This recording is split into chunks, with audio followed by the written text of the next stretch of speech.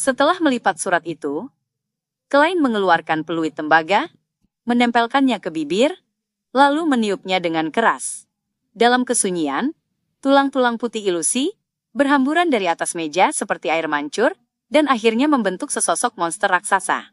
Sosok itu hampir setinggi 4 meter, masih diselimuti cahaya samar. Kepalanya masih menembus langit-langit, tampak sama seperti sebelumnya. Klein mengibaskan pergelangan tangan dan melemparkan surat itu. Monster tulang putih menangkapnya dan menggenggam erat. Klein kembali meniup peluit tembaga, dan ia melihat sang pengirim surat terpecah menjadi tulang-tulang putih ilusi yang berjatuhan seperti hujan, lalu lenyap menembus permukaan meja.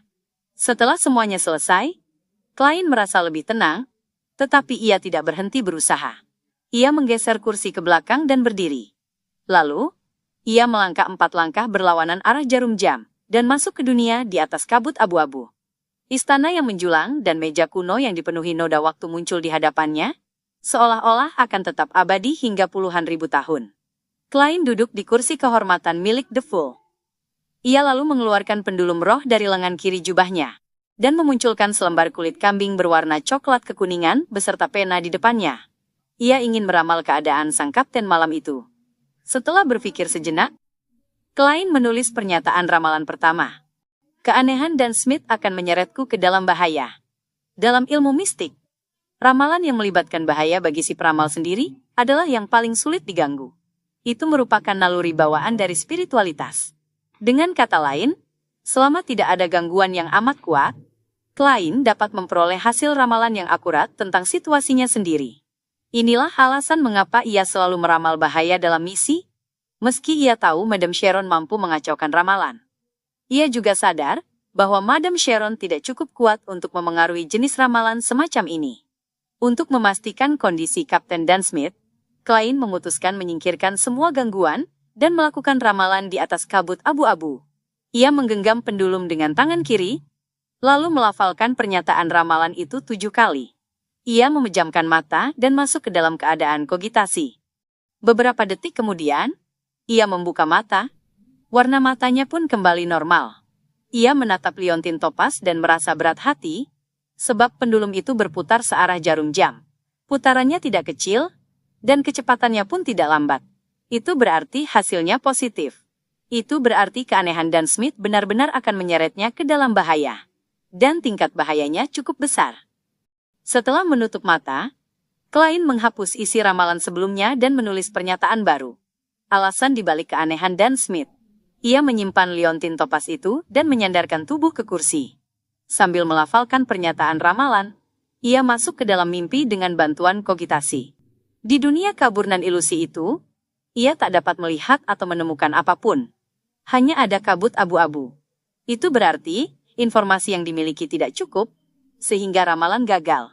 Klein menatap kulit kambing di atas meja perunggu panjang, sambil bergumam getir dan tak berdaya. Tiba-tiba, ia merasakan kelelahan yang amat kuat. Ia sadar bahwa itu akibat pertempuran sengit, ritual beruntun, dan ramalan berulang. Klein membungkus dirinya dengan spiritualitas dan memicu penurunan cepat dari atas kabut abu-abu, kembali ke dunia nyata. Malam itu ia diganggu oleh mimpi buruk. Setiap akhir mimpi berujung pada Ken Lee yang memuntahkan organ tubuhnya, atau Dan Smith dengan darah merah tua menodai mulutnya. Keesokan paginya, Klein bertugas di gerbang Canis, sehingga ia datang lebih awal ke kantor keamanan Blackthorn. Saat itu, Roseanne, Nyonya Oriana, dan para pegawai lainnya belum datang. Klein melewati sekat dan melihat pintu kantor kapten terbuka lebar, dengan Dan Smith duduk di dalam. Dan telah melepas mantelnya, hanya mengenakan kemeja putih dan rompi hitam. Ia duduk sambil memegang secangkir kopi, menatap kosong ke dinding di depannya. Rambutnya tampak kering, mata abu-abunya redup, dan wajahnya menunjukkan keletihan yang jelas. Bahkan bagi seorang kapten, yang sudah berulang kali menghadapi kejadian serupa, kehilangan 2 rekan dalam waktu singkat, tetaplah beban yang tak tertanggungkan.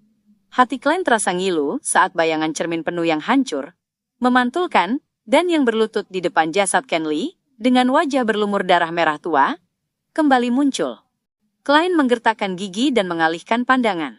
Hampir 20 detik berlalu sebelum ia menenangkan diri, lalu mengulurkan tangan, untuk mengetuk pintu kapten. Tok, tok, tok.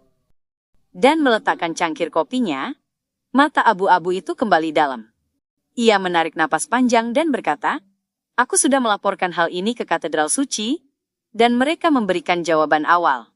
Gereja akan memberi kompensasi 3.000 pound kepada keluarga Kenley, dan kepolisian akan menambah 1.000 pound sebagai uang duka. Totalnya 4.000 pound. Bagi kebanyakan warga kelas menengah, itu adalah kekayaan yang takkan bisa dikumpulkan seumur hidup. Gaji mingguan Kenley hanya 7 pound, dengan pendapatan tahunan 364 pound. Bahkan jika ditambah bonus atau penghasilan lain, ia hanya mencapai sekitar 380 pound per tahun. 4.000 pound berarti 10 tahun penghasilannya. Kekayaan sebesar itu bisa menghasilkan setidaknya 200 pound per tahun. Meski uang tak dapat menggantikan Kenley, saat ini itulah satu-satunya hal nyata yang bisa diberikan. Klein membiarkan banyak pikiran melintas di benaknya sebelum akhirnya menghela napas. Itu saja yang bisa kita lakukan. Gereja Evernight tidak bisa disalahkan dalam urusan semacam ini. Dan menarik kerahnya dan berkata dengan suara berat, "Pergilah ke ruang bawah tanah dan gantikan giliran Royal." Baik. Klein mengangguk ringan. Ia berbalik menuju pintu, namun sempat mendengar kapten bergumam seolah pada dirinya sendiri, "Kita akan mengantar Kenley pulang nanti." Mengantar Kenley pulang. Ayahnya, ibunya, saudara-saudaranya, tunangannya, bagaimana mereka akan bereaksi? Hati Klein mengencang.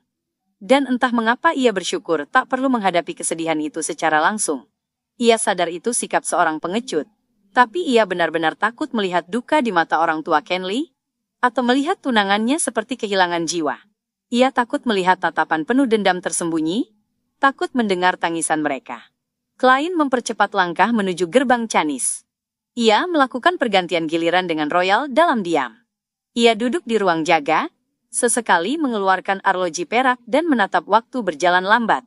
Entah berapa lama kemudian, Klein mendengar suara-suara ilusi yang tumpang tindih.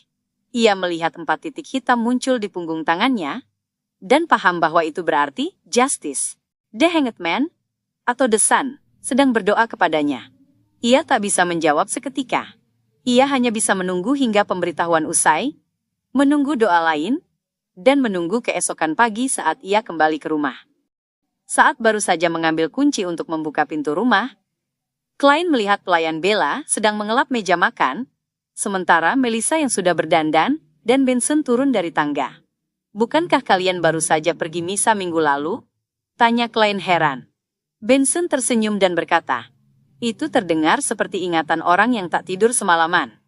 Hah? Klein semakin bingung. Hari ini hari pertama tiket kembalinya Sang Count dijual. Jelas Melissa. Klein menepuk dahinya dan melepas topinya. "Aku terlalu sibuk belakangan ini. Sampai lupa sama sekali. Terutama 3 hari terakhir." Gumamnya dalam hati. Melissa menatapnya penuh perhatian dan berkata, "Sarapanmu ada di dapur. Makanlah, lalu tidurlah."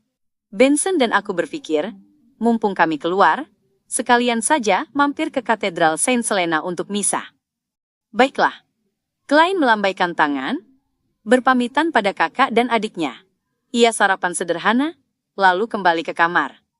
Setelah melakukan persiapan, ia melangkah 4 langkah berlawanan arah jarum jam, dan masuk ke dunia di atas kabut abu-abu. Ia melihat bintang merah Justice dan The Hanged Man berdenyut samar. Ia mengulurkan tangan kanan, menyalurkan spiritualitasnya. Gambar kabur terbentuk di depan mata Klein, dan doa Nona Justice terdengar di telinganya. "Aku berdoa padamu untuk mendengarkan. Karena insiden Kilangos, ayahku menyewa seorang Beyonder untuk melindungiku. Ada pula orang lain yang diam-diam mengawasi. Sulit bagiku menemukan kesempatan untuk berdoa kepadamu. Aku ingin mengajukan izin absen dari pertemuan minggu depan. Aku percaya ini akan segera berlalu." Secara refleks, Klein melirik bayangan kabur itu. Gambar itu penuh kabut, seakan ada bak mandi besar dengan riak air. Nona Justice tampak hanya mengenakan handuk mandi. Ia segera mengalihkan pandangan dan mulai mendengarkan doa The Hanged Man. Isinya berbeda dengan Justice, tapi permintaannya sama.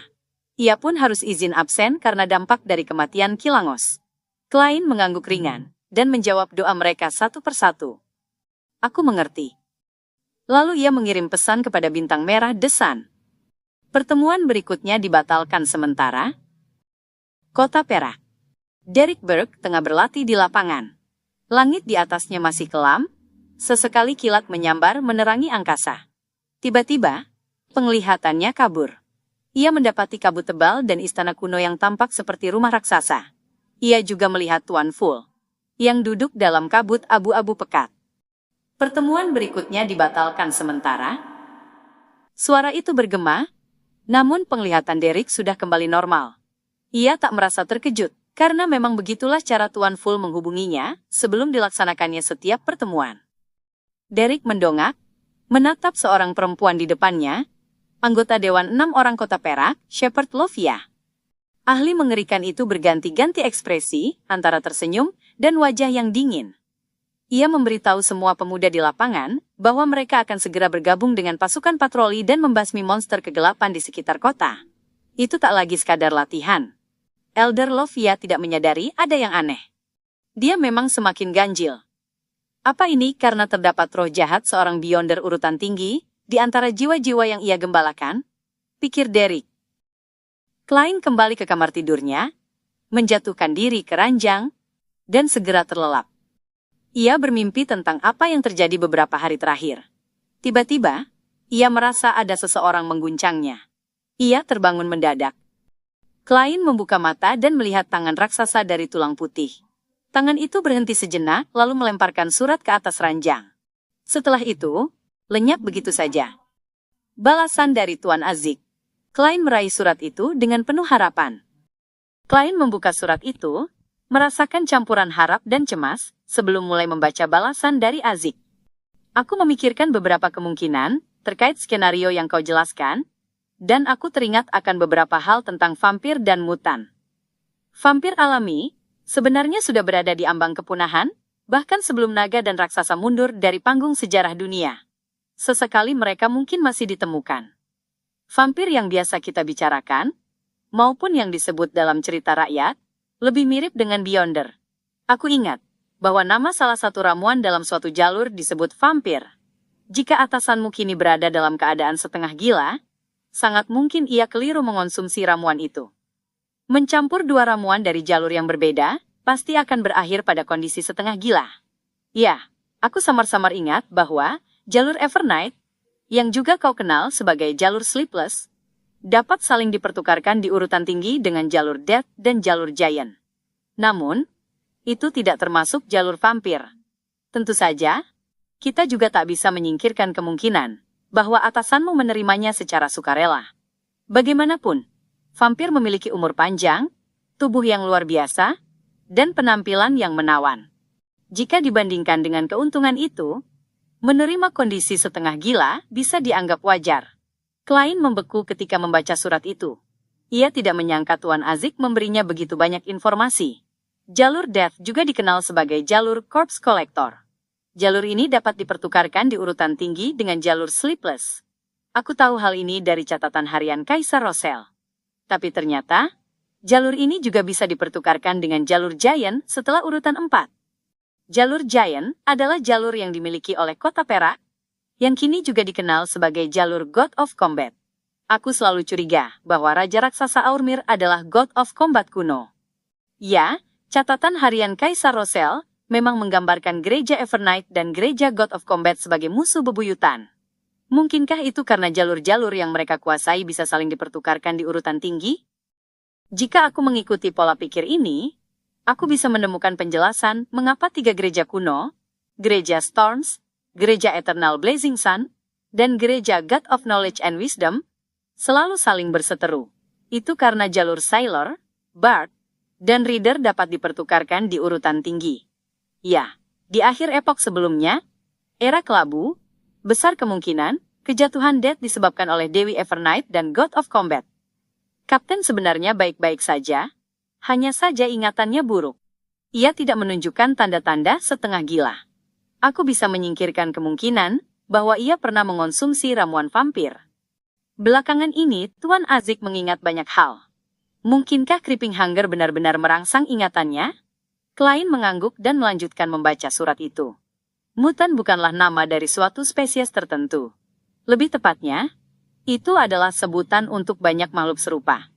Dalam keadaan normal, mereka tak berbeda dari manusia biasa, tetapi di lubuk hati mereka ada hasrat tertekan yang bengkok. Hasrat ini akan meledak ketika mereka bersentuhan dengan suatu pemandangan atau benda tertentu. Saat itu mereka akan berubah menjadi monster, menyerah pada keinginan mereka akan darah dan pembantaian. Setelah semuanya mereda, mereka akan kembali normal. Namun, tiap kali hasrat itu meledak, mereka akan menjadi sedikit lebih kejam dan dingin, hingga akhirnya jiwa mereka sepenuhnya terpelintir. Satu-satunya contoh yang bisa kuingat adalah werewolf. Mereka pada dasarnya mirip manusia, dan sebagian besar kemampuan Beyonder pun tak bisa membedakan mereka. Tapi, ketika bulan purnama, hasrat bengkok dalam hati mereka semakin kuat, dan tubuh mereka ikut berubah karenanya. Atasanmu mungkin saja seorang mutan potensial. Kematian rekanmu mungkin telah memicu sifat aslinya. Semua ini hanyalah dugaanku pribadi. Aku tidak bisa menjamin, tidak ada kemungkinan lain, sebab aku belum sepenuhnya mendapatkan kembali ingatanku. Mungkin juga, teorimu tentang ini sebagai tanda awal kehilangan kendali bisa menjelaskannya. Baik ia telah meminum ramuan vampir, maupun ia seorang mutan, tidak ada cara untuk menyelamatkannya. Tentu, banyak orang berteori bahwa mutan pada awalnya adalah manusia biasa, yang kemudian terkena kutukan aneh, atau dirusak oleh dewa jahat, atau iblis tertentu, sehingga berubah menjadi monster dalam kondisi tertentu. Selain itu, aku juga tidak yakin apakah kau bisa menanganinya, bahkan jika kau melihat tanda-tanda peringatan kehilangan kendali. Saranku, segera laporkan ini pada atasan dari atasanmu, dan berharap saja masih ada waktu.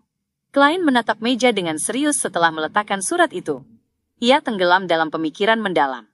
Ia harus mengakui bahwa teori tentang mutan sangat mungkin benar, tetapi ia tak bisa mengabaikan kemungkinan bahwa itu hanyalah tanda awal kehilangan kendali.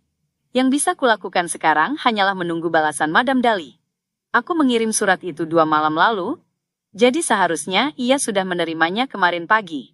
Kalau ia langsung membalas, aku seharusnya sudah menerima jawabannya tadi malam atau pagi ini. Sekarang sudah hampir siang. Apa kurirnya tidak berani mendekat ke gerbang Canis? Atau Madam Dali tertahan sesuatu? Klein menggelengkan kepalanya.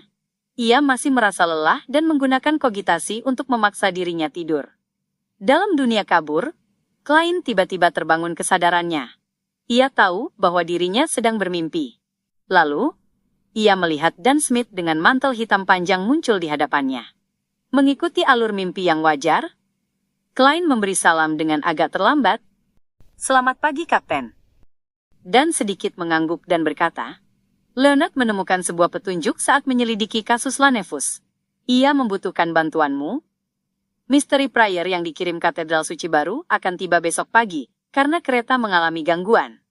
"Baiklah," jawab Klein dengan suara samar. Dan berpikir sejenak sebelum menambahkan, "Kau tak perlu kembali ke Jalan Zutland. Langsung saja menuju Jalan House nomor 62. Leonard sudah menunggumu di sana. Terima kasih atas kerja kerasmu."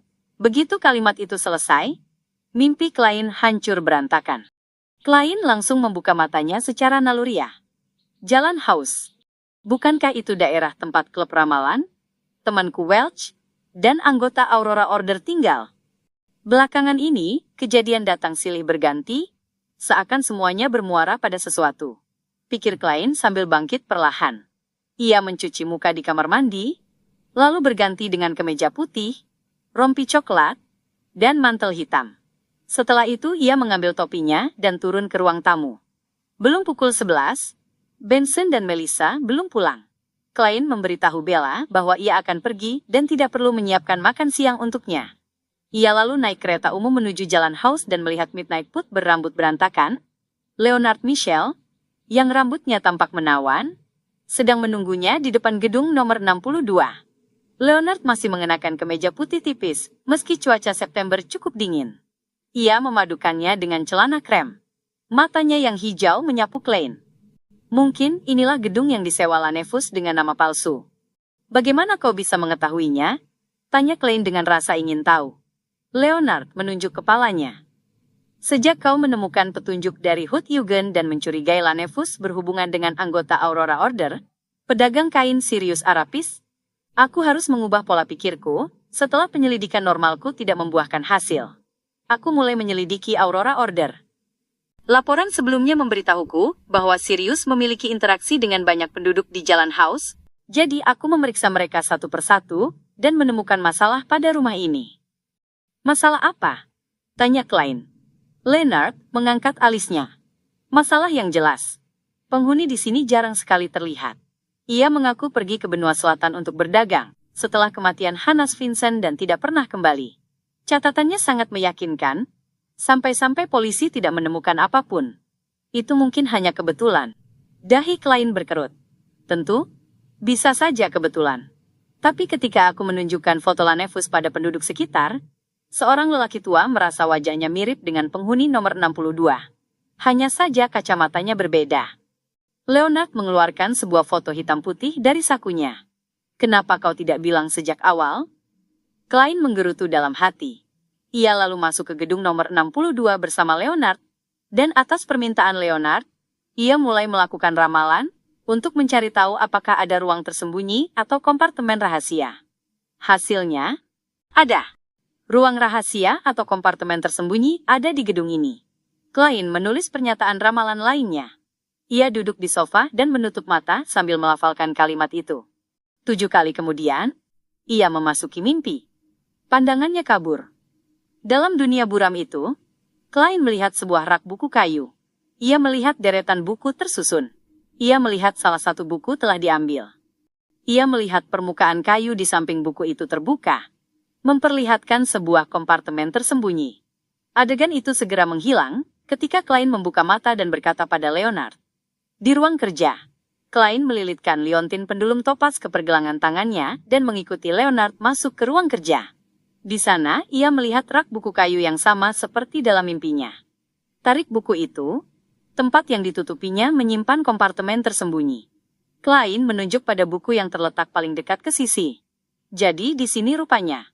Aku tidak menemukan apapun saat ku cari, sampai aku harus kembali ke Jalan Zutlan untuk meminta bantuan.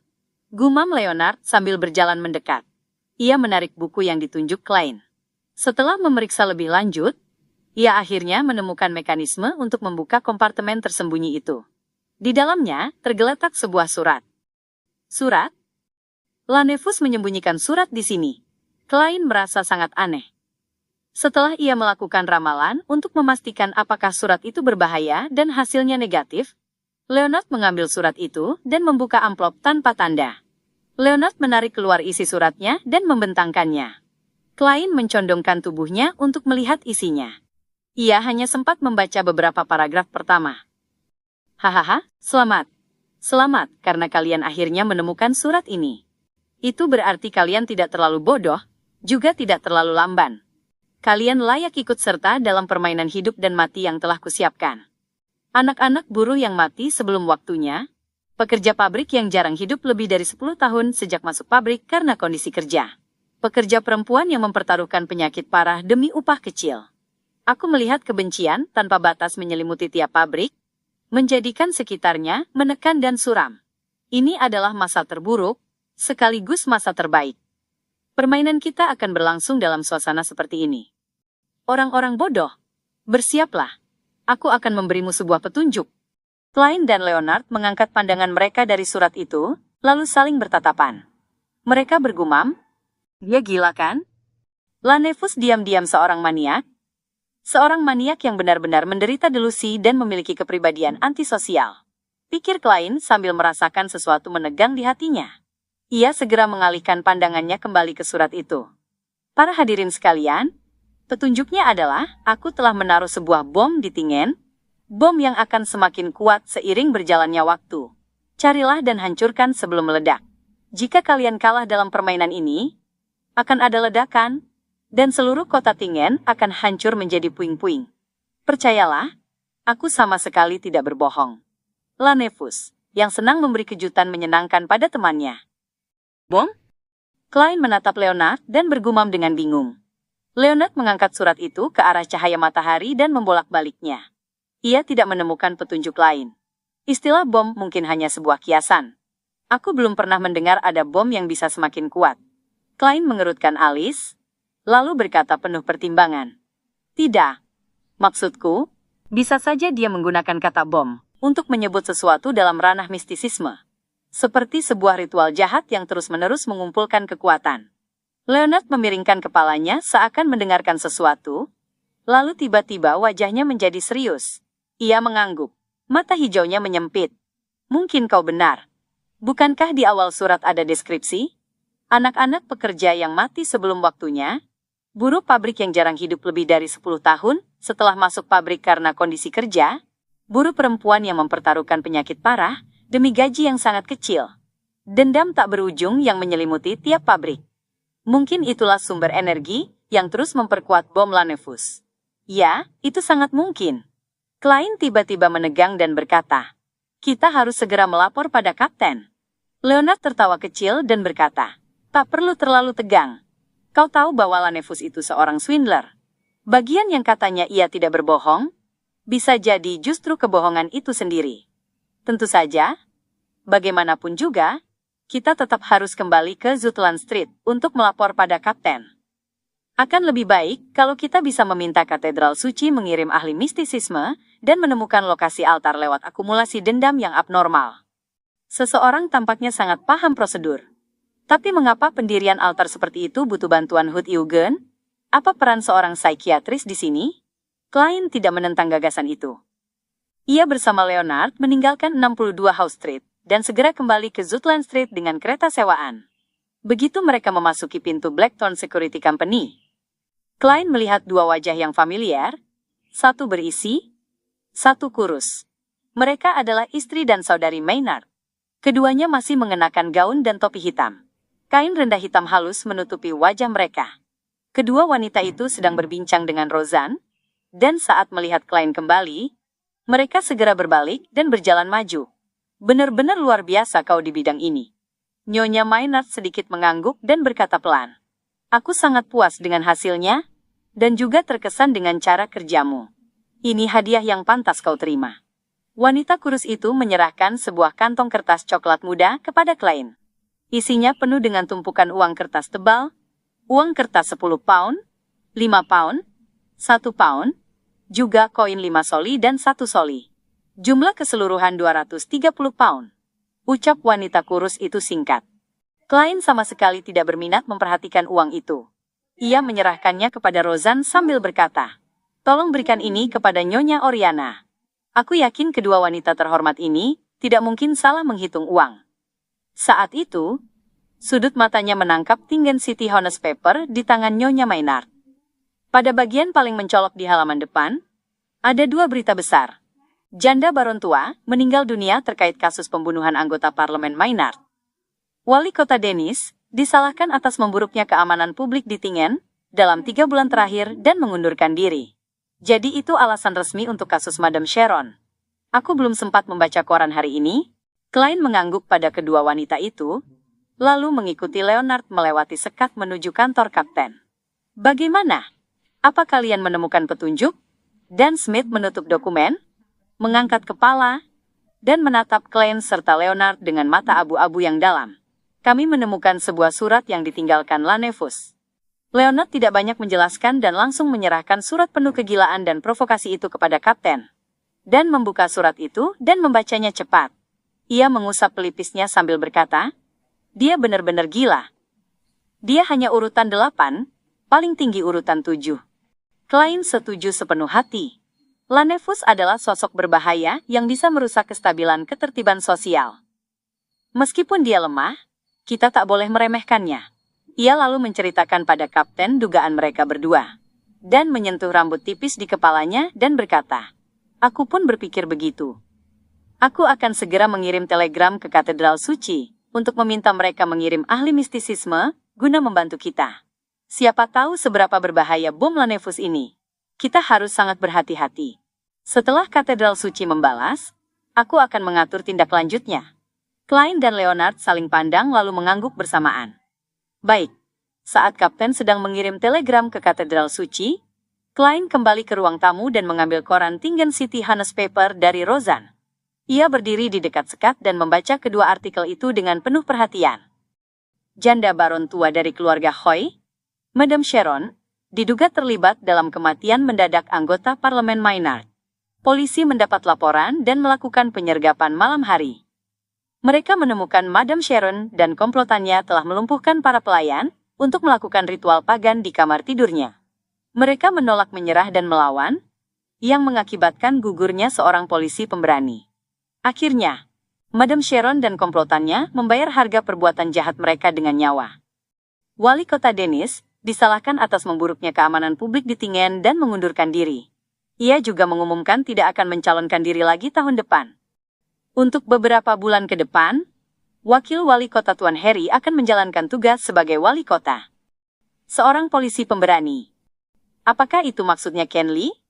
Klein menghela napas, sadar bahwa memang itulah cara terbaik menangani situasi. Menurut aturan internal Nighthawks, demi mencegah kekuatan jahat membalas dendam pada keluarga mereka, nama para anggota akan tetap dirahasiakan meski mereka telah berkorban. Ia melipat koran itu dengan tenang dan mengembalikannya ke meja resepsionis. Tiba-tiba Klein melihat seorang pengunjung masuk melalui pintu. Seorang gadis muda, paling tua berusia 20-an. Ia mengenakan topi berjumbai dan gaun longgar. Wajahnya manis, berambut pirang, bermata hijau, dengan aura murung sekaligus pendiam. Ia benar-benar cantik. Hal yang paling mencolok darinya adalah perutnya yang buncit. Ia tampak hamil lebih dari 7 bulan. Klein tertegun. Ia merasa pernah melihat gadis hamil muda itu sebelumnya. Tiba-tiba, ia mendengar Leonard berseru kaget. Nona Megose? Nona Megose. Ya, gadis muda yang ditipu Lanevus. Dia hamil anak Lanevus, dan karena itu mungkin kondisi mentalnya terganggu. Dia pernah berkata bahwa anaknya bernyanyi dalam perutnya, bahkan bersiul. Klein tersadar, tak heran Leonard mengenal Megose. Saat penyelidikan ulang orang-orang yang berhubungan dengan Lanevus, foto gadis itu pernah dilihat semua Nighthawk. Klein bahkan mengenalnya lebih awal.